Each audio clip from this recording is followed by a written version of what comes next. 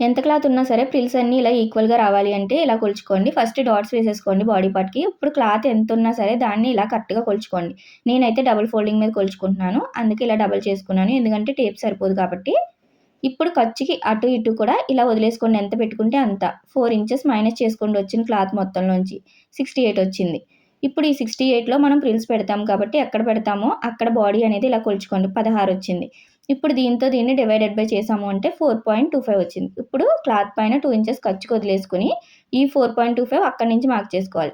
1 ఇంచా, 2 ఇంచా, 1 ½ మీ ఇష్టమండి ఫ్రిల్ వెడల్పు అనేది. నేనైతే 1 ఇంచ్ పెడుతున్నాను. ఈ 1 ఇంచ్‌ని ఇలా దీని పైనకి ఇలా ఫోల్డ్ చేసుకోవాలి. సేమ్ ఇదే విధంగా ఇక్కడ కూడా ఇలా 4.25 మళ్ళీ 1 ఇంచ్. దీనిపైకి కరెక్ట్‌గా వచ్చేలాగా ఇలా లోపటి వరకు ఫ్రిల్లెళ్ళేలాగా చూసుకుంటూ స్టిచ్ వేసుకోండి.